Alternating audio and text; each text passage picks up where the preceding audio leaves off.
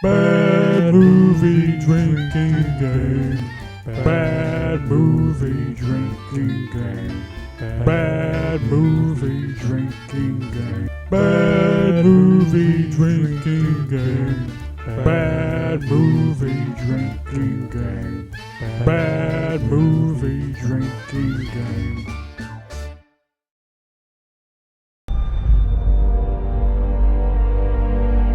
You think you can't make mistakes, but the choices you make could get yourself and everyone under your command killed. But I believe in you, Jim.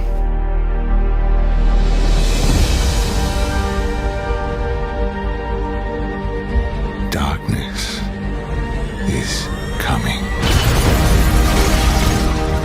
This could just be the beginning. Beginning of what? Welcome to another episode of Bad Movie Drinking Game. Today we're going to be watching Star Trek Into Darkness. I've got some great friends with me here today. I've got Franklin. Hello. And I've got two more Art Bar players joining me. To my right, I've got Crystal. Hi. And Todd. Hey. Now you may be asking yourself, why are we watching this? I like Star Trek Into Darkness. Well, we're really glad you're watching the show, but in the most polite way we can say, you're wrong. It's not very good, and it's very disrespectful to the original series and even to the original remake, which I thoroughly enjoyed. Yeah, same here. It was highly enjoyable. I went in with no expectations of that original one, and I was very surprised. And I went in with as muted of expectations as I could in this one, and I was still let down. You should have let me sleep.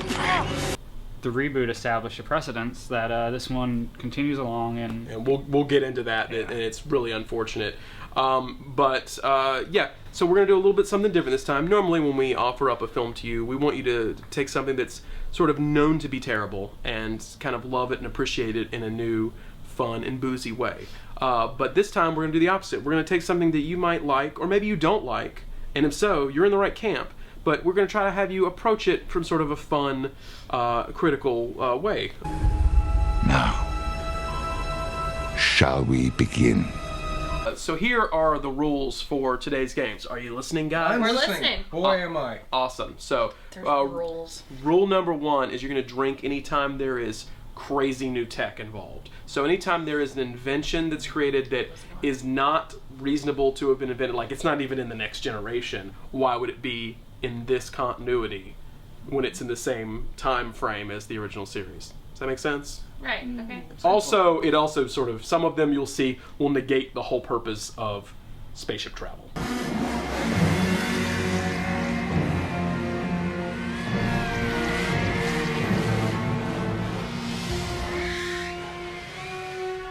So, we'll get to that. Mm-hmm. Anytime there is a reference to the original series in any way. Did we take a drink on that? Yep. Yes, you will. Original series of Star Trek, like Kirk. the William Original Shatner Kirk. years. William Shatner, thank you. Sweetheart, I once performed an emergency C-section on a pregnant corn. Octuplets. Let me tell you, those little bastards bite. Doctor, the needs of the many outweigh the needs of the few. Also, you will drink anytime this film, this will take a little foreknowledge, anytime this film retreads the same ground that the first film of the new remake The first series. J.J. Abrams Yes, film. anytime it does the same plot point as that one, take a drink.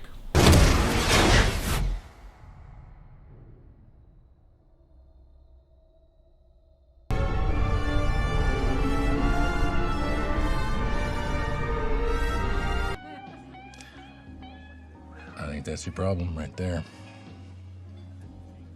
You're going to drink anytime anyone on the Enterprise uses violence to solve a problem instead of thinking it through. And this one, everybody knows it, you're gonna drink anytime there's a lens flare in the film. So get your glasses ready. I made sure that I don't have any connection to these people, but we'll be drinking Excelsior wine to remind us of the ship that Sulu commanded when he could no longer tolerate being on the same set as William Shatner.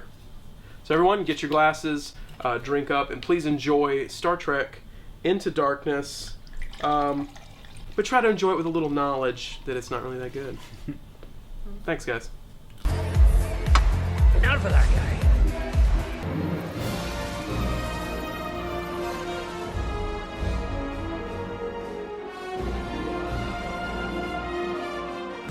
Lens flares everywhere. Oh Jesus, the bridge of eternal lens flare. Someone turn the lights down?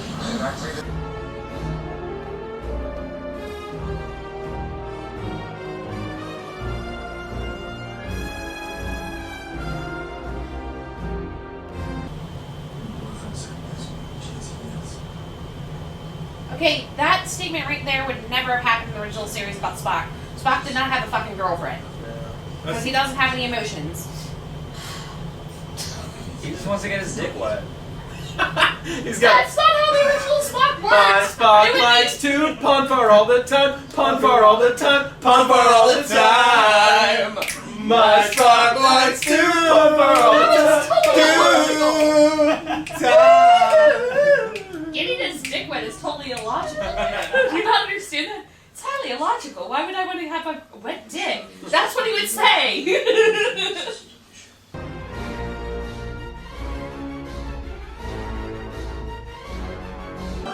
What in the world does he have to do? Really? Are you fucking kidding me? I just gotta kick it back into I'm place.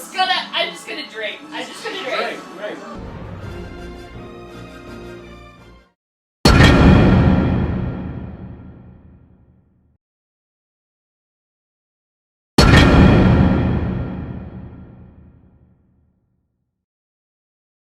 We just watched Into Darkness. What did everybody think of that?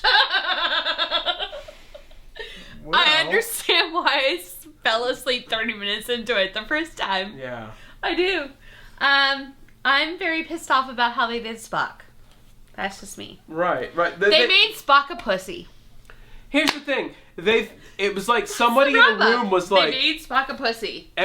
Someone in a room was writing this and they're like, man, people who really love Wrath of Khan are just gonna love this movie. And then like in thousands of people in theaters across America who love Wrath of Khan are like, fuck this movie! This is terrible. Like, so, okay, I hope you've watched this, but if you haven't and you don't care, here we go. They totally reference the end of Wrath of Khan, except it's reverse. So instead of Spock sacrificing himself for the fate of the Enterprise, it is in fact Captain Kirk that sacrifices himself for the Enterprise. Spock becomes emotional and yells Khan where Kirk is supposed to. In a completely different context but they don't care. And then, but it's okay because Bones is a mad scientist and he put Triple blood to make some he put Triple Khan's blood into a tribble, which brought it back alive. It's a kibble. It's a kibble. It's a kibble. Kibble blood. Kibbles and bits. Kibbles and bits. It's a kibbles and bits blood. Because he's a goddamn mad scientist, and in the future, you just mix bloods to see what happens. Yeah. And then that brought the AIDS just went away. Yeah. Well, yeah. I mean, AIDS goes away in the future, but little girl diseases. Little girl disease. Yeah. Leukemia, childhood leukemia. Right, doesn't childhood disappear. leukemia is still kicking our ass, but boy, we can take a mutated. Right. This new series of Star Trek films is amazing. Mm-hmm. It took 5 films to completely write out Chekhov and Sulu into obscurity in the original movie series. It only took 2 in this series. They're completely useless in this series. Am I right? Yeah. Mm-hmm. Yeah. We were originally going to watch Star Trek 5, kind of the Which universally. I wanted to just destroy that. I feel we kind of, sort of did. It's known as the worst Star Trek movie, Yeah. and it's pretty terrible. But then Star Trek Into Darkness was made. And here's the thing. It took 5 films to write them out of the franchise. This time they didn't 2. Star Trek 5 is the worst movie. This one treats the characters worse. Oh yeah, it's a more properly made movie. The new Star Trek is like the new Doctor Who, and Star Trek. And to be absolutely fair to Doctor Who, Star Trek cribbed a ton of stuff from Doctor Who. The Cybermen, their slogan is "Resistance is futile." They totally took that from them. The Cybermen and the Borg are completely taken from the Cybermen and the Daleks kind of. There's a number of things that are sort of stolen from Star Trek. Star Trek stole from Doctor Who. I'm sorry, I'm not saying that right. So, but Star Trek was sort of the American Doctor Who. It's like everyone in UK who was like a super science fiction writer wrote for Doctor Who, just like they wrote in the 80s for 2000 AD. In the US, the original Star Trek was completely written by amazing science fiction writers. I don't know why this is funny, because the original... The original series... Drinking every lens flare in a J.J. Abrams movie. There's 3 people in the room that are drinking wine, and we went through 6 bottles. We did. So if I'm laughing, Crystal has completely... absolutely nothing. It's because I drunk off my ass. Crystal disappears in the middle of a shot. Where the fuck did Crystal go? I don't know. I'm stealing wine. I'm stealing.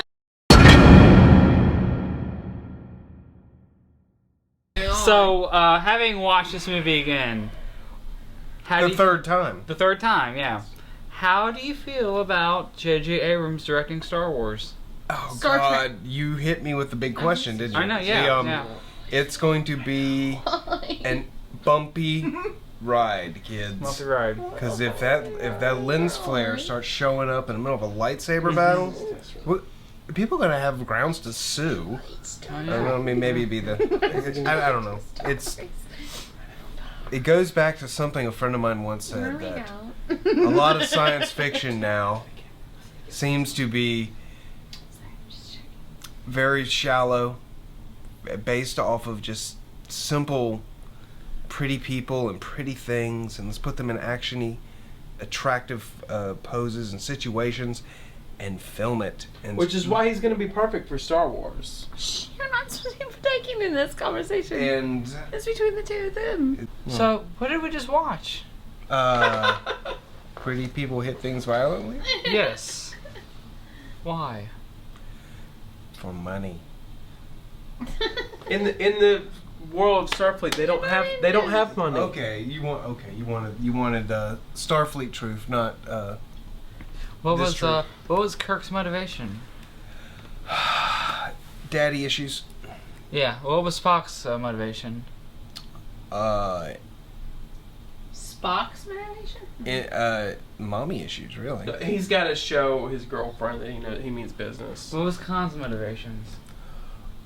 Family. What was J.J. Abrams' motivations? Money.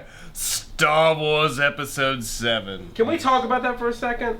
I don't know. This really is J.J. Abrams' audition for Star Wars. I mean, it's not even a joke. He made. There were some scenes that looked like Star Wars scenes. There in both this and the original movie. That I couldn't tell you where they're at, but there are shots of R2D2.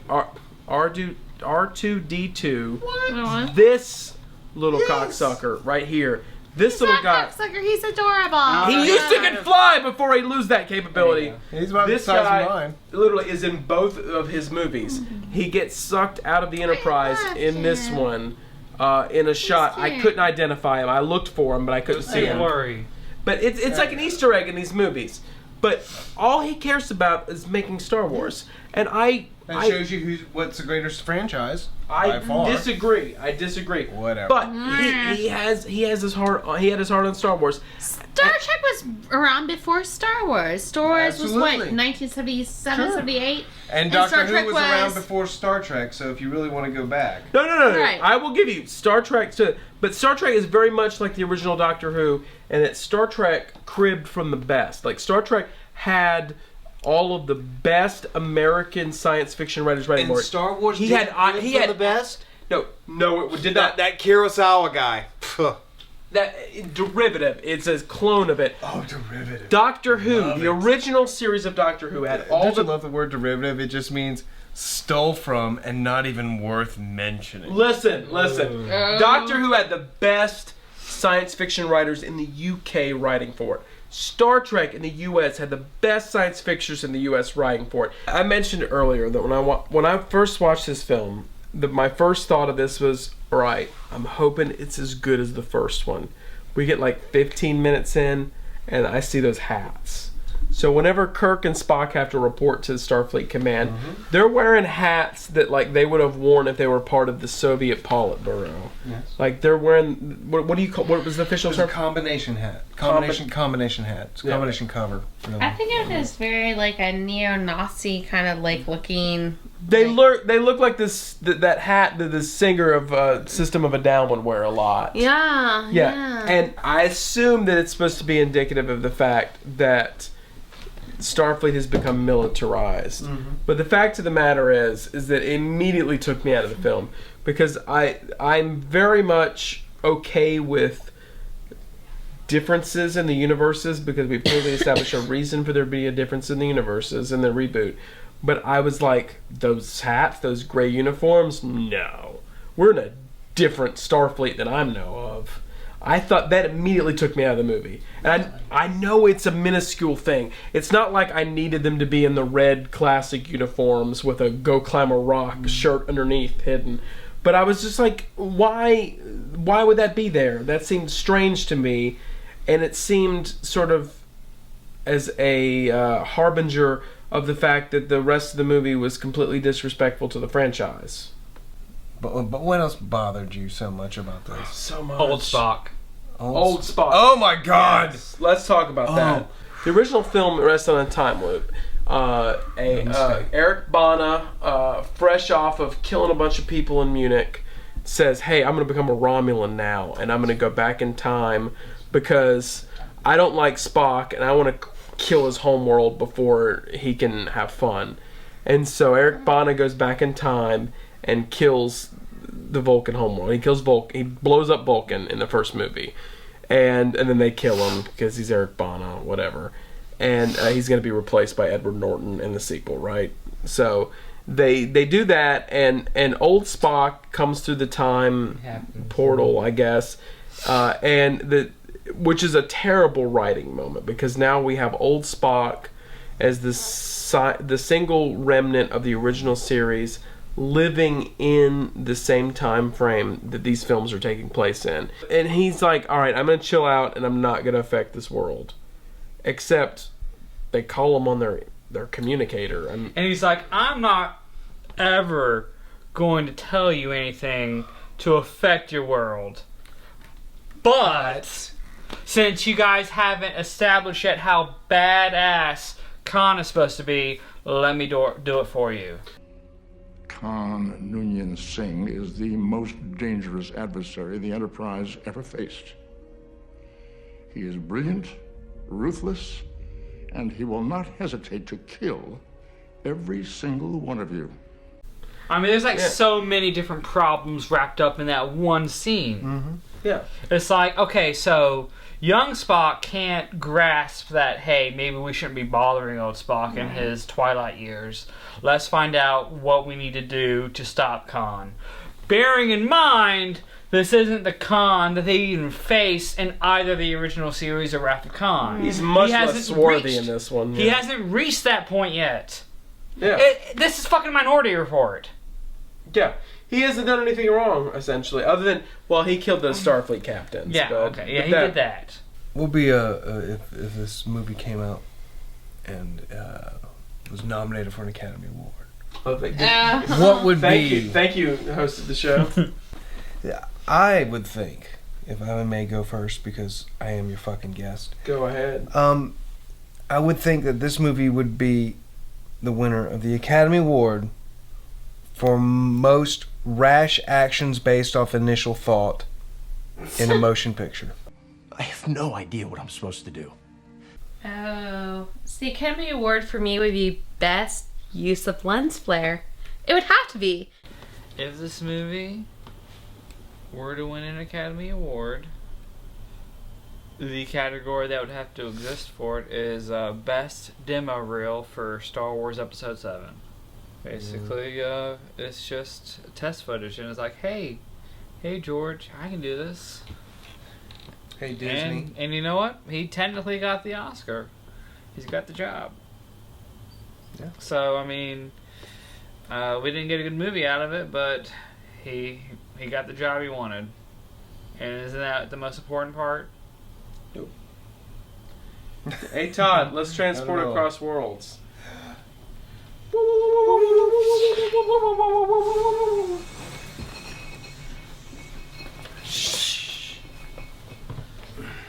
That was awesome. All right, my Oscar is honestly, it's for the best use of the mad scientist leitmotif of science fiction films. Dr. Bones, Dr. McCoy is the most mad scientist character ever in this film. Like he's not just curmudgeonly, but he just suddenly decides to start playing with blood. He just puts Khan's blood into a dead Tribble. He does stupid things. Like then he even takes out one of Khan's Superman sidekicks who were completely unfrozen, and then replaces him with Kirk to cryo freeze him until they can get Khan, when he could just get one of Khan's sidekicks who also likely has super blood to use that blood for. It doesn't make any sense. Oh, don't be so melodramatic. So the Academy Award for Best Use of a Mad Scientist trope goes to this film for turning Dr. McCoy, the quiet Virginia, rational but emotional doctor, into a goddamn idiot. Guys, thanks for being here. Thank you for having us. Thanks for having us. I can't say that this was a great film to watch. No, but the third time for me. I can't say it got any better. I stayed awake. It's true. You didn't fall asleep until we started recording. Yeah, after the movie was done. That's okay. Right, the magic of cinema, Kurt. That's okay. But honestly, thank you for being here. This was fun. Yes. The movie is not great, but the experience was. Yeah. Exactly. And that's what the cinema is all about.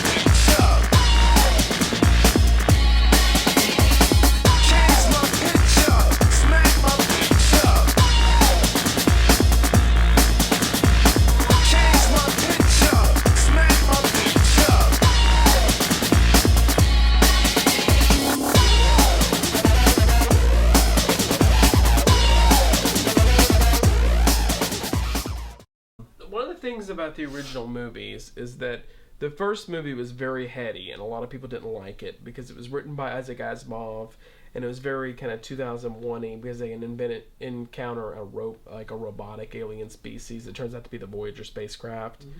And so they were like, let's get something balls to the wall and it's not too smart. And so they made Wrath of Khan, which was a callback to the original series.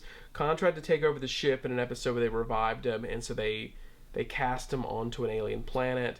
That planet got hit by another planet in this solar system got hit by an asteroid, and so it turned that very fertile Eden-like planet into a desert wasteland, and a lot of his people died, and he wants revenge on Kirk.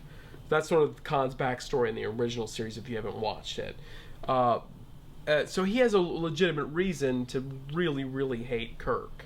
But the crux of the film is that he has a dogfight in space with Kirk, and he's supposed to be this superhuman genius, and Kirk is very much just kind of, he's not an everyman, but he's sort of the best man of the time. And Khan engages him in a three-dimensional dogfight, and what he underestimates Kirk on is that Kirk understands three-dimensional thinking, whereas I just nerded out a bit. We're back. Welcome back, Crystal. Okay. So Kirk engages Khan on a three-dimensional playing field, at which